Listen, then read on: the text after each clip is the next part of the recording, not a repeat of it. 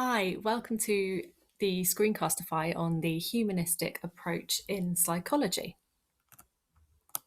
So, to start with, here is a little grid you may have seen before with all of the approaches that you'll learn in A-level psychology. And I'll just draw your attention to the bottom row where the humanistic approach is. And it states what determines our behaviour according to this approach. So, the humanistic approach believes that human behaviour is determined by that person's conscious choices about how to behave and our authentic responses to the here and now situation. So, it's quite different from the other approaches, which all give a leading cause for people's behaviour rather than the person's choices themselves. So, our biological approach states that genes, hormones, evolution are responsible for our behaviours. Behaviourists believe that conditioning and learning by association or reward and punishment are responsible for our behaviours. Cognitive approaches believe that thinking and the processing of thoughts and experience, schemas like internal working models and cognitive patterns influence our behaviour. The humanistic approach is unique in that it believes that humans are what cause their behaviour. So, the humanistic approach came about in the 1950s, and as with all of the approaches, it was a reaction, a response to approaches that had gone before it. So, psychoanalysis was focused on understanding the unconscious motivations that drive behaviour. For example, behaviourism was then looking at conditioning processes that produce behaviour in animals. Psychoanalysis and psychodynamic psychology was deemed very negative and tragic by some psychologists as a criticism, and equally, behaviourists were criticised for not allowing conscious choice by the individual, assuming that their behaviours are just learned and reproduced. And so humanistic psychology emerged as a reaction to these approaches. What happens if we view humanity as positive instead of tragic and negative? And we focus on development instead of what is wrong with a person.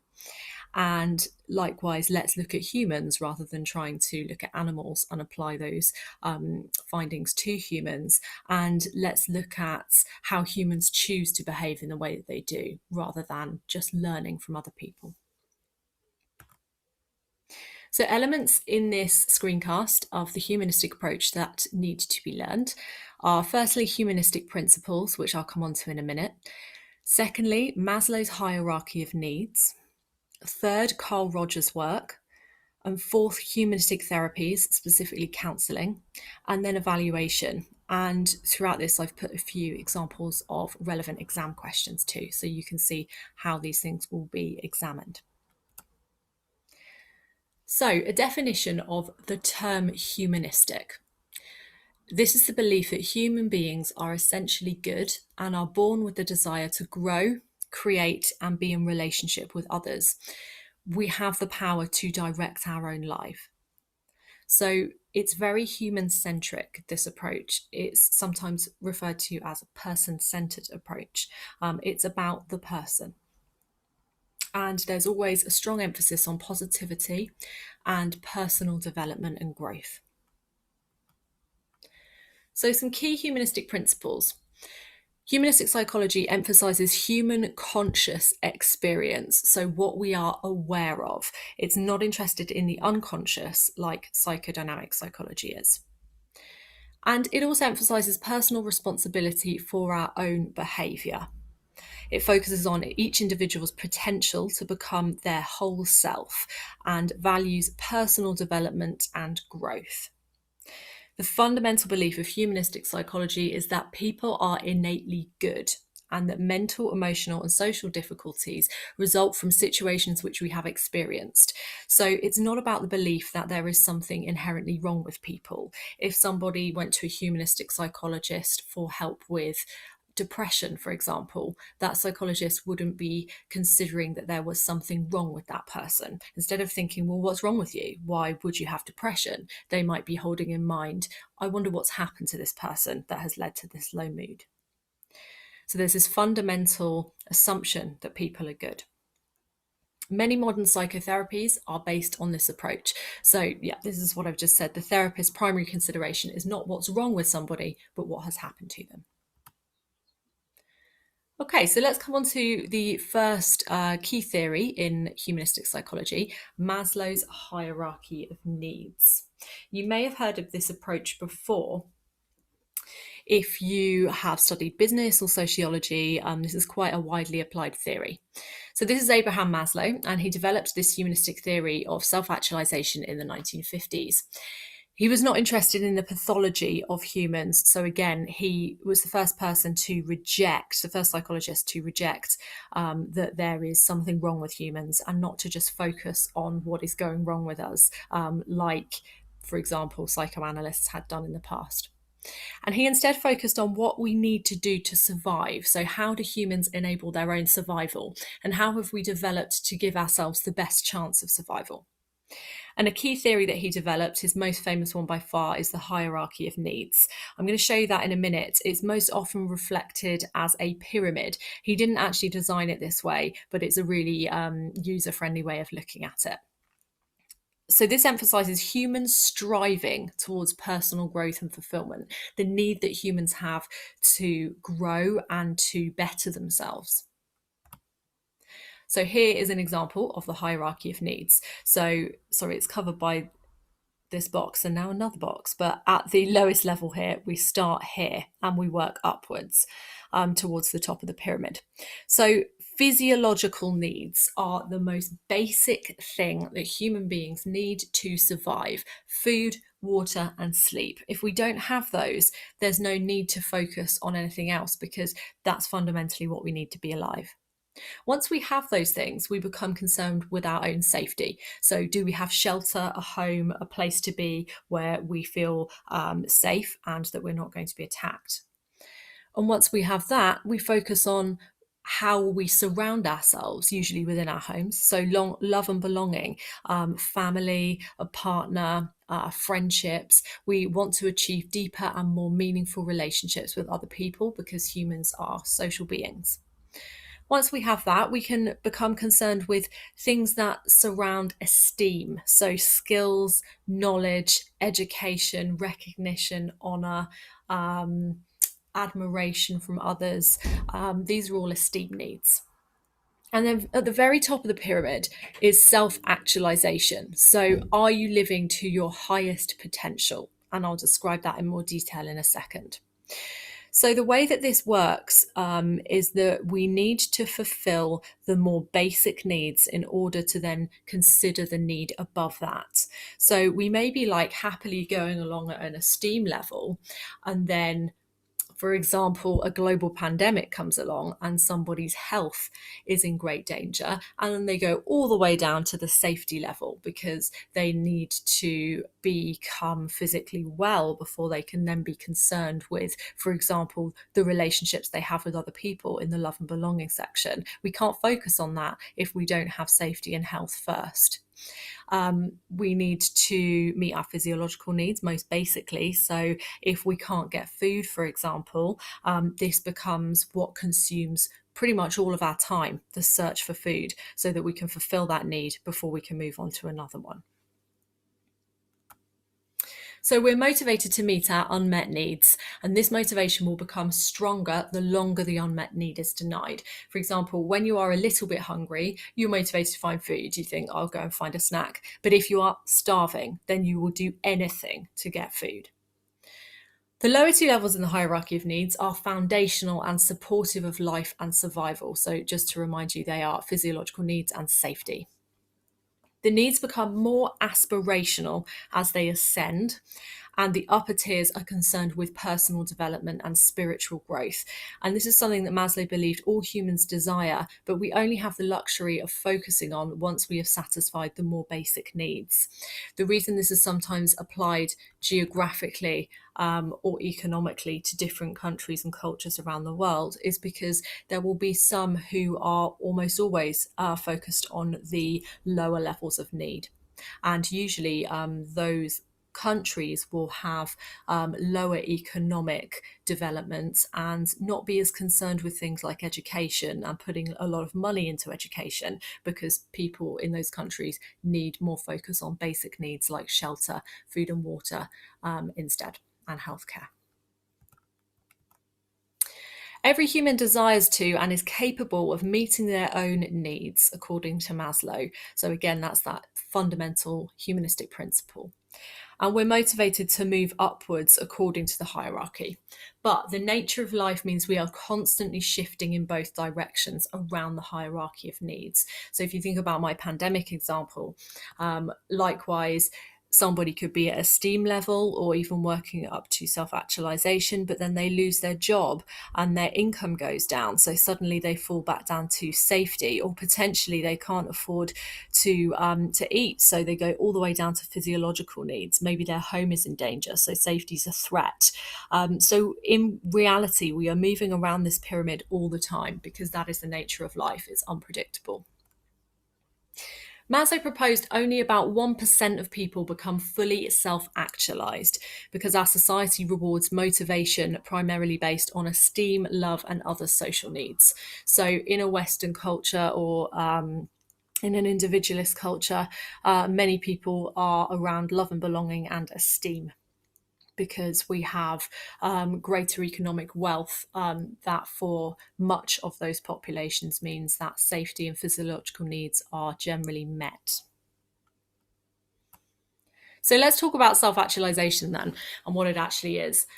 Maslow found that self-actualization is mostly attained by people who share the following characteristics. So people who are highly creative. That means in terms of thinking and attitude to life and flexibility, in terms of how we deal with life issues rather than being good at creative pursuits like art. Acceptance of others, possessing an accurate and realistic perception of the world around them, so being grounded in reality, and ability to be present in the present, so fully present in the actual moment, not too distracted by their past or trying to control their future. So pretty difficult for many of us because, again, of the nature of life, to possess all of those things at one time in order to achieve self-actualization. When you see things maybe on social media about living your best life or being your best self, it's sort of referring to an aspirational aspect of humanity, like self-actualization. Peak experiences are something that Maslow said are moments of extreme inspiration and ecstasy during which we feel able to leave behind all doubt, fear, and inhibition. And he believes that the more peak experiences we have, the more likely it is that we will achieve self-actualization. But don't forget, humanistic psychologists view people as dynamic human beings. We're constantly changing and growing. So self-actualization is not a permanent state. You don't go to the top of the pyramid, self-actualize, and stay there. It's something we always work towards. It's aspirational. However, we move around. So, a simple exam question to start with. This is a 1-mark multiple choice question. Which one of the columns in the table below, A, B, C, or D, shows the correct arrangement of levels in Maslow's hierarchy of needs? Shade one box only. So I haven't included it here, but there would be A, B, C, or D, and then you would shade the one that you believe is the right answer. So if you would have a look at that, you've got to determine which one is the correct ascending order, or descending order actually, as it's shown here. The correct answer is B. Hopefully you got that. Okay, now the work of Carl Rogers, another humanistic psychologist who rose to popularity shortly after Abraham Maslow did. I've got a few quotes of Carl Rogers in here because part of the reason that Carl Rogers became so prevalent in psychology was because of his willingness to include himself and his own opinions and subjective ideas in his writing. So here he says, life is about being and becoming. And again, I've included that because it shows the nature of humanistic psychology very well. So firstly, the self-concept. A self-concept, sorry, ignore this first line here. I was meant to take this out. That was from an activity that I've not included. Carl Rogers talks about the self-concept of having 3 elements. It includes self-worth or self-esteem. You can think about them as the same thing. How worthy we feel of respect and love or affection from others. Rogers believed feelings of self-worth developed in early childhood and were formed from the interaction of the child with the mother and father or whoever their caregiver was. The second aspect of the self-concept is self-image. So at a simple level, we might perceive ourselves as a good or bad person, beautiful or ugly. Self-image has an effect on how a person thinks, feels, and behaves in the world. It affects our confidence, how we view ourselves. An ideal self is the final one. This is a person that we would like to be, and it consists of our goals and ambitions in life, not just what we want to be in terms of a career, but who we want to be, how we want to be. And it's dynamic, so it's forever changing. The ideal self that we had in childhood is probably not the ideal self that we have in our teens or late 20s, etc., etc. So self-worth, self-image, and ideal self combine or integrate to create the self-concept. All the self-concept means is what the definition of the self is. Okay, so you don't need to get too concerned with learning all of these definitions about the three aspects of the self-concept. You just roughly need to know what they mean. And the second aspect of Rogers' theory of self is congruence. And you need to know a little bit more about congruence. It's a very important aspect of Rogers' theory. So, simple definitions first. When a person's outward behaviour, body language, and communication are a true representation of their internal feelings and thoughts, they are said to be congruent. How we consider ourselves to be, a second definition would be our self-concept, so how we consider ourselves to be, is consistent with how we really are in reality. So it's very similar congruence to being authentic or being real. If we think of ourselves in a way which is consistent with reality, so how other people experience us, how we really are, then we can be considered congruent. If we consider ourselves in a way which is quite different to how we actually are, then this is called incongruence. And the concept of congruence can go quite deep. So making decisions based on what other people want, or going along with something that your friends want you to do, for example, for an easy life, can often involve discounting what you really want. Therefore, you are not being congruent because your external behaviour is different from your internal thoughts and feelings. And Rogers believed that incongruence in this way is what usually leads to unhappiness, anxiety, depression, dissatisfaction, any discomfort or dis-ease within our life because we're not living as we truly want to. Congruence can be quite a difficult thing to get your head around. So do read more definitions, ask your teachers for further reading, continue to reflect on this slide. But if you are getting really stuck, focus mostly on these two definitions. So when our outward behaviour, body language and communication reflect how we truly feel inside, and also whether our self-concept aligns with reality. The difficult thing is our society and culture is not the best environment for encouraging the congruence of individuals. Often when people are congruent and they're doing what they really want to do, it doesn't really make for social order. So expectations of society, culture, and other people often prevent our congruence because they dictate how we feel we should be according to what suits them, rather than accepting how we really are. So you can see I put some messages and things below in this cartoon that we receive from society or from other people all the time. And they may be things that are quite incongruent with how we actually are inside. Here are some examples of common messages that we get from society, people, and culture. These are often referred to by Carl Rogers and other humanistic psychologists as conditions of worth, which I'll come back to as a term in a minute. So they're basically ways of being that other people impose on us, usually not meaning to. Most of the time not meaning to cause any harm, all that we pick up from society about how we should be. And they place restraints on our behaviour. And when we are incongruent with that, it will increase our incongruence and make us feel more anxious. and not good enough, and reduce our self-esteem.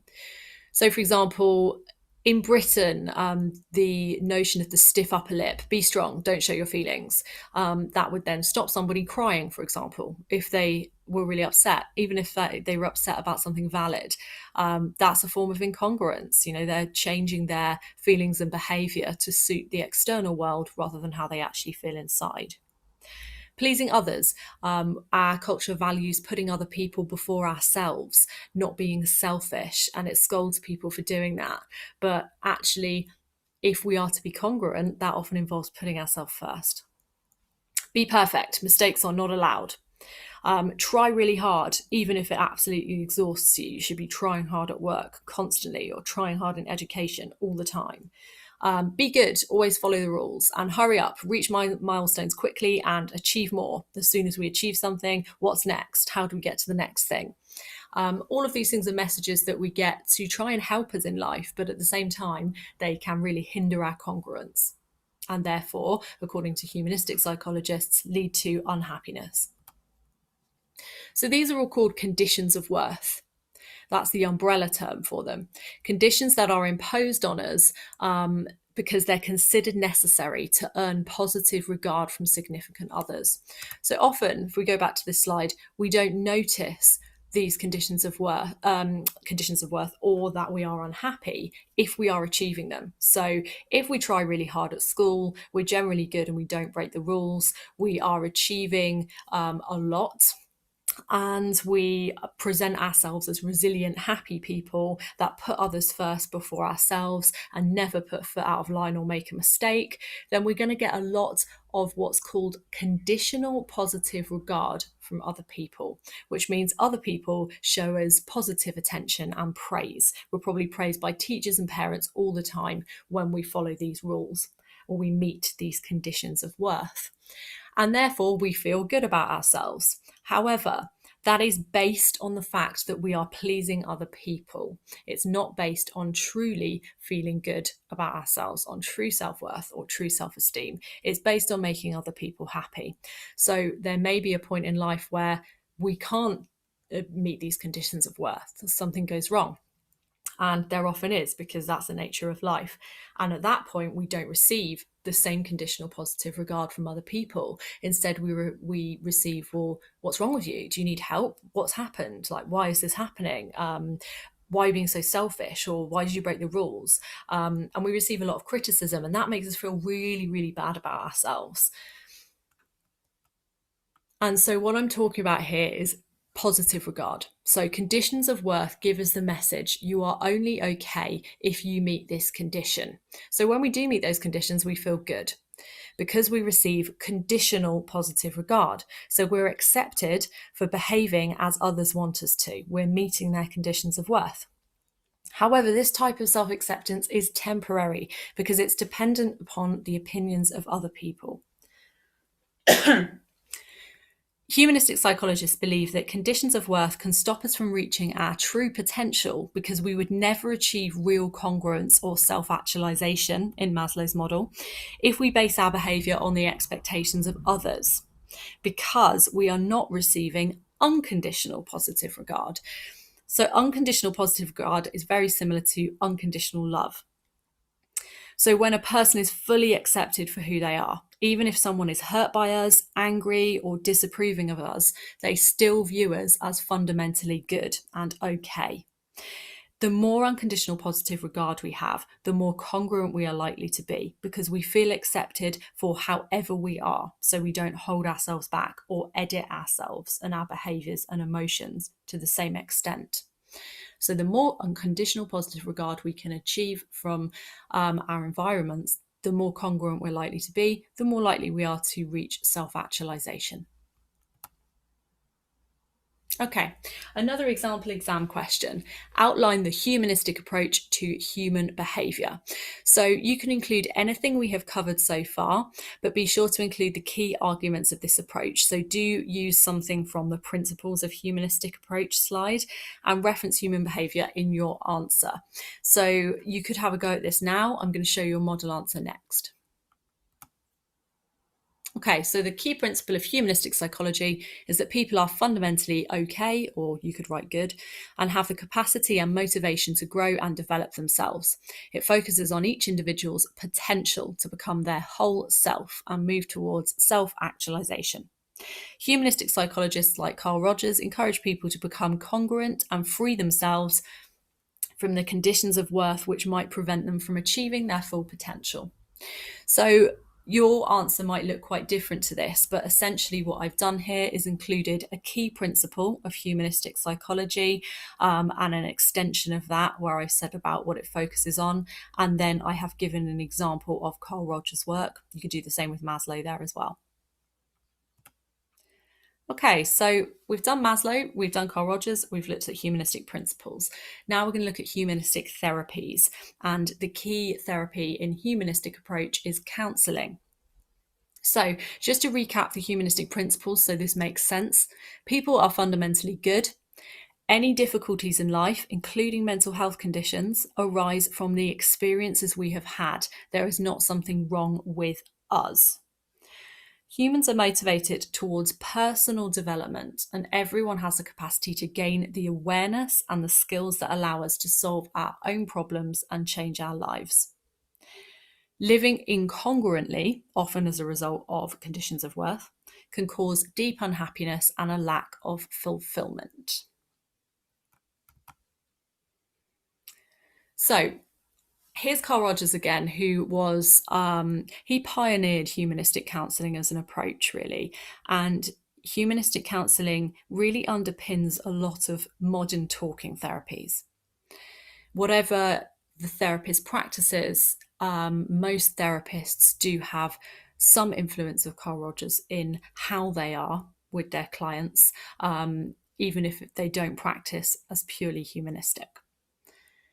So, Rogers quotes, "In my early professional years, I was asking the question, how can I treat or cure or change this person?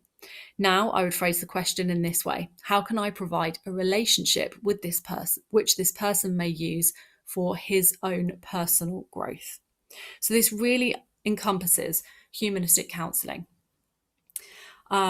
because it shows that the humanistic counsellor is not aiming to be an expert that holds the cure to fix somebody. They wanted to really move away from that. That's a very psychodynamic way of working. Instead, they're aiming to be equal to the client and to think, how can I be in myself with this client so that they can make the changes that they need to make? What can I do to facilitate this person's growth?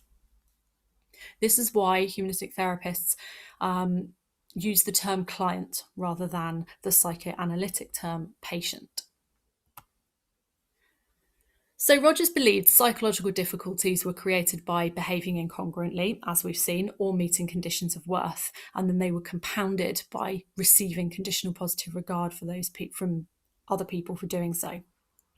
And he believed the therapeutic relationship that is central to humanistic therapies like counselling allows people to feel fully accepted, no matter how they are or what they're telling the therapist. They're generally receiving this impression that whatever they say, they're still an okay person. And from this place, he believed that they're able to accept themselves, how they are, and then they can find their own solutions to their issues. Rogers was really keen to get across that he believed people understood how they can improve their own environments, they can solve their own problems because of the humanistic principle that we are all orientated towards our own personal growth. So he believed that counselling can enable a person's potential for self-actualization, and that really counselling is not just something that we can go to when we have a problem or we come up against real life difficulties or we have a mental health condition. Instead, it's about enabling personal development. So he cited 3 core conditions, and this is the main thing you need to know about humanistic therapies: Rogers' core conditions that are needed in humanistic counselling to create change with the client. These are unconditional positive regard, which we've already looked at, congruence, which we've already looked at, and empathy. So we're going to look at UPR and congruence in terms of the therapist's UPR and the therapist's congruence, not the client's, and also the therapist's empathy. So, firstly, the congruence of the therapist. Rogers disagreed, as I've said, with the psychodynamic approach's placement of the therapist as the all-knowing expert that is going to fix you. He instead believed this stopped the client from finding their own solutions and just repeated a condition of worth of some sort of parental figure stating, you need to do this to be happy. He said that when people go to therapy and they receive that message, it doesn't help them for very long because they haven't made that choice themselves. So he argued that therapists need to be congruent in themselves. They need to be an equal partner that works to understand the client's experience so that the client feels heard and validated. And from that place, the client can make their own changes with the therapist's support. So another Rogers quote here. The relationship which I have found helpful is characterized by a sort of transparency on my part, in which my real feelings are evident, by an acceptance of this other person as a separate person with value in his own right, and by a deep empathic understanding which enables me to see his private world through his eyes. So Rogers is saying that if the therapist can model their own congruence, their own authenticity as a person, then it can inspire the client to behave in the same way and to accept the parts of themselves that they're struggling to accept that have probably brought them into therapy. Second, empathy from the therapist to the client. So empathy is the skill of entering into someone else's experience as fully as you are able to, so that you can understand what it was like for them to go through what they've been through. It's, in short, putting yourself in somebody else's shoes, but not just by thinking of what it must have been like. The therapist will ask lots of questions to try and really feel what it was like for that person. Rogers believed this was key to the client feeling truly seen and heard, and therefore building trust with the therapist as well. Once the client feels validated by this empathy, they are then able to move forward with more acceptance and compassion for themselves. So Rogers says, we think we listen, but very rarely do we listen with real understanding and true empathy. Yet listening of this very special kind is one of the most potent forces for change that I know. And humanistic therapy training now often focuses on teaching students to listen in this way so that they can provide true empathy. And when we experience true empathy, it really does help us to feel considerably better about situations. You might think in the past of when you've spoken to a friend, a parent, someone trusted, and you've really felt understood by them, that they really get what you're saying and they really support you. And you might recall how much better you felt after that conversation. And if you can, then it's likely that you experienced empathy from that person. And the third is unconditional positive regard from the therapist to the client. So the therapist needs to show the client unconditional positive regard, accepting the whole client, not just what you like about them or not trying to change or fix them, but offering a new relational experience for this client. So if the therapist can offer the client unconditional positive regard, then they will help the client dissolve conditions of worth. When the client can feel that somebody else truly accepts them for all of themselves, even the parts they don't like. Maybe it's difficult for this person to express anger, so they always try to avoid conflicts with other people. And then that's led them to become very adaptive to what other people need, and therefore they feel alienated from themselves. So that's an example. If they can feel fully accepted by the therapist when they are angry, and they can then learn to express that to the therapist, and they still feel accepted even when they're raging, then that can help that person to feel like, well, actually, okay, I can be angry and not be rejected. And then I feel better because I've expressed how I really feel and I've managed to stay in relationship with another person. So they don't feel that they need to hide that part of themselves anymore. So they're moving towards congruence and self-acceptance, and according then to Rogers, greater happiness. So this quote here is a very famous Rogers quote that really sums this up. The curious paradox is that when I accept myself just as I am, then I can change. So Rogers is saying that when we can really accept all the parts of ourselves, even those that we don't like, at that point we are able to make a decision to do something differently if we want to. But if we continue to deny those parts of ourselves and live in incongruence, then we will find that very difficult. We'll keep repeating the same patterns of behavior that are leading to unhappiness. And it's unconditional positive regard from other people, acceptance no matter how we are, that allows us to dissolve incongruence and move towards self-actualization. Okay, I think this is the last quote in here, but this really sums up the three core conditions that we've looked at that are necessary in humanistic counselling. So congruence, empathy, and unconditional positive regard. Rogers says, there is no experience that this man has that I cannot share with him. No fear that I cannot understand. No suffering that I cannot care about, because I too am human. No matter how deep his wound, he does not need to be ashamed in front of me. I too am vulnerable, and because of this, I am enough. Whatever his story, he no longer needs to be alone with it. This is what will allow his healing to begin.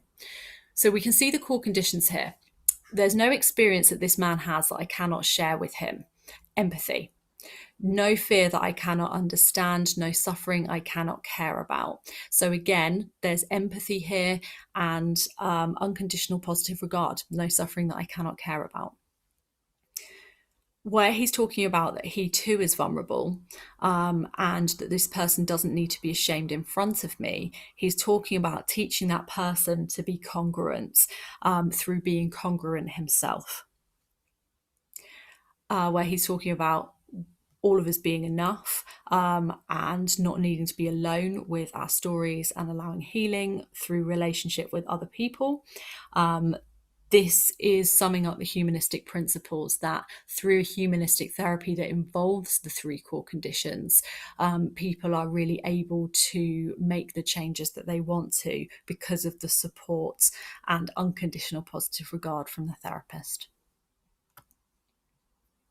Okay, another exam question.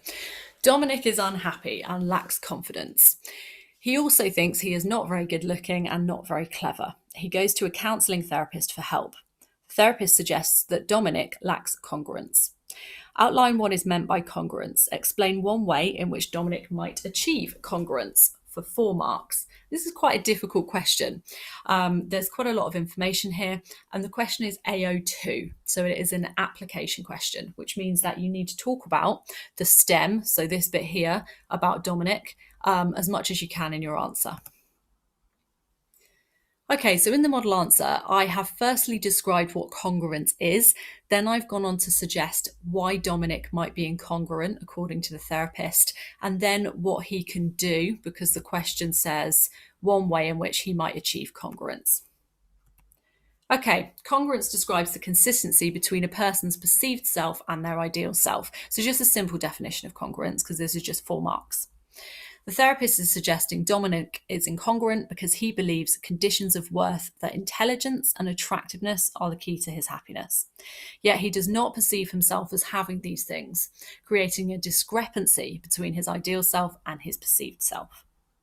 To encourage Dominic to become more intelligent or attractive would further cement the conditions of worth and incongruence. I mean, obviously the counsellor was not going to do that.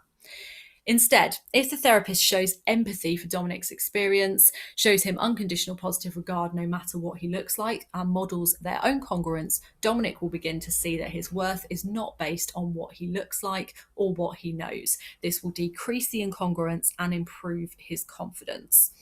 Now, in the actual question, it says explain one way.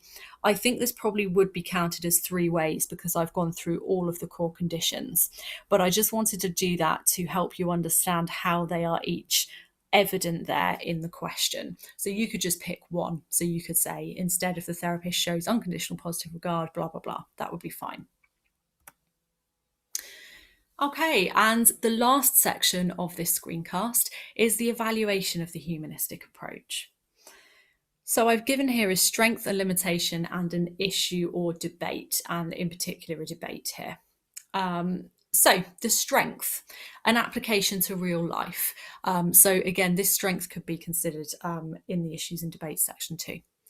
So the emergence of counselling and psychotherapy as a practice of personal development has helped reduce the stigma that therapy is for disturbed individuals only. This was what was left over from psychoanalysis.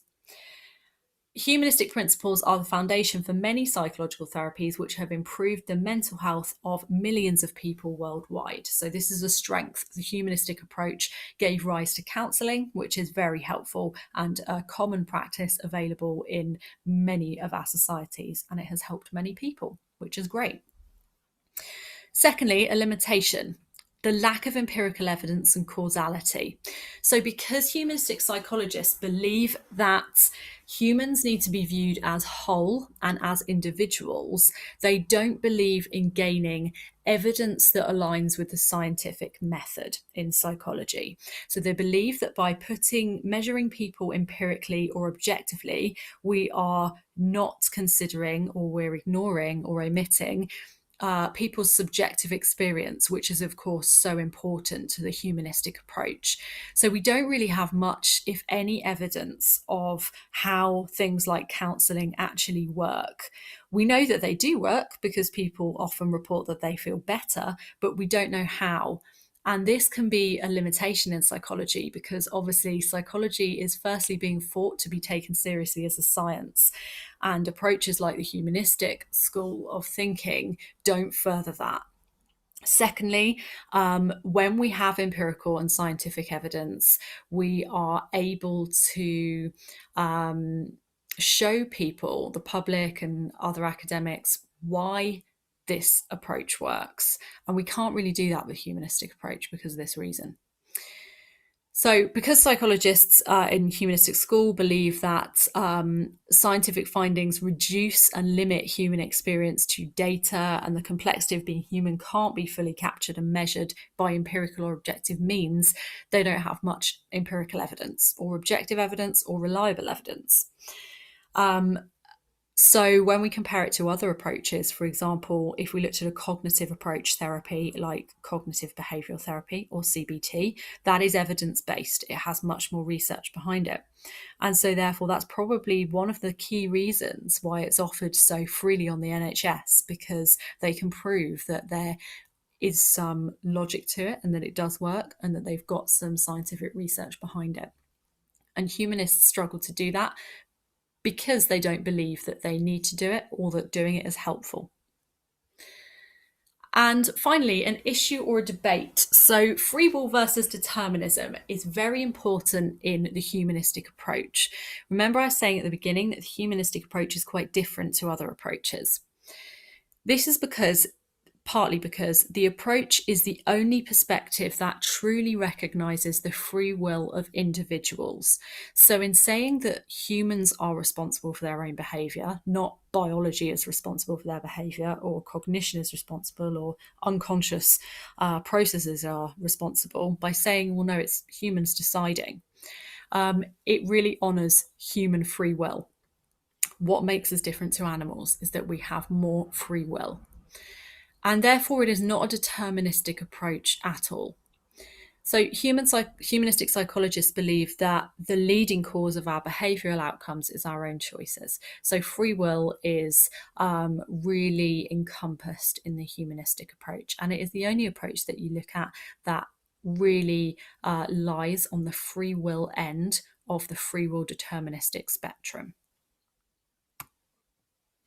Okay, just a couple of exam questions to finish with so you can see how you're likely to be asked about this approach in the exam. So, referring to two assumptions of the humanistic approach, explain why humanistic psychologists have rejected the scientific method. 4 marks. Okay, one key humanistic principle is that a person's subjective experience and understanding of the world is of greater importance to understanding the person than objective reality. For this reason, humanist psychologists do not focus on using objective or empirical measurements of humanity. So there I have put in one humanistic principle and then why that rejects the scientific method. And then I've done it again. A second one is that humans should be viewed as whole or holistically and not reduced to component parts. For this reason, they perceive many aspects of the scientific method to be reductionist, thus reject what it is. Thus reject their use, there you go, in explaining what it means to be human. So, two assumptions of the humanistic approach, and then explain why each of those rejects the scientific method. Okay, and then a 16-mark example, and I've done a plan for this. Tatiana's parents are concerned about her mobile phone use. She is an anxious child and has low self-esteem. Tatiana only feels good about herself when she receives messages or positive comments on social media. She feels safe when she has her phone and socially isolated without it. Tatiana's parents worry that her dependence on her phone is starting to affect her well-being and achievement at school. So the actual question, outline and evaluate the humanistic approach, refer to Tatiana's behaviour in your answer. So you have got all three assessment objectives being examined. AO1, you're outlining the humanistic approach. AO2, you're referring to Tatiana and the example in the question. And AO3, you're evaluating the humanistic approach.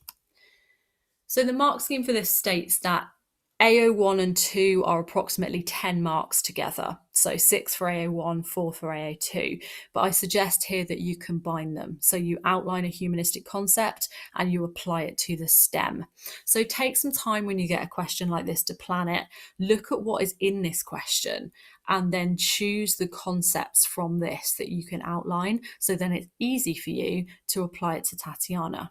If you choose your concepts first and then try and make Tatiana fit into them, then you're not really making use of what they've given you in the question, and it will be harder. Okay, so you could use Maslow's hierarchy of needs. Tatiana requires her phone to meet her safety needs because it says that she only feels safe when she has her phone. Or you could also say it meets her love and belonging needs because she feels socially isolated without her phone. So you could say both of them, you could say one of them. And they've also suggested you get marks if you talk about the fact that it could be esteem needs because it mentions her low self-esteem, but that she feels good about herself when she receives messages or comments. So what I would do is briefly outline Maslow's hierarchy of needs and then apply it to Tatiana. Second, Roger's conditions of worth. It says in the STEM that her self-esteem depends on her friends' positive comments on social media. So she is trying to meet her friends' conditions of worth and receive their conditional positive regard back. And that's probably why her self-esteem is low, because her self-worth and how much she values herself depends on what other people think of her. So you can explain Roger's conditions of worth and the concept of conditional positive regard in connection with that. Then you can apply it to Tatiana. There are other aspects you can use for this, but I think those are the ones that are the most straightforward to do. And that should take you about a page to a page and a quarter. And then AO3, evaluation. So you can choose evaluation points. If you can apply them to Tatiana as well, just to really make sure that you are answering the question that you're being asked and getting that AO2 requirement. But it can be harder to do that in evaluation. So the humanistic approach is the only perspective to truly recognise the free will of individuals. So I would discuss free will, first of all, free will versus determinism in your evaluation. I've put e.g. it recognises Tatiana can change how she considers herself and improve her anxiety and confidence, rather than claiming that those things are being caused by another factor and beyond her control. So I have linked that to Tatiana a little bit. I've also suggested that you use a limitation of the humanistic approach to show a balanced argument, and you could talk about the fact that it has little evidence of scientific value.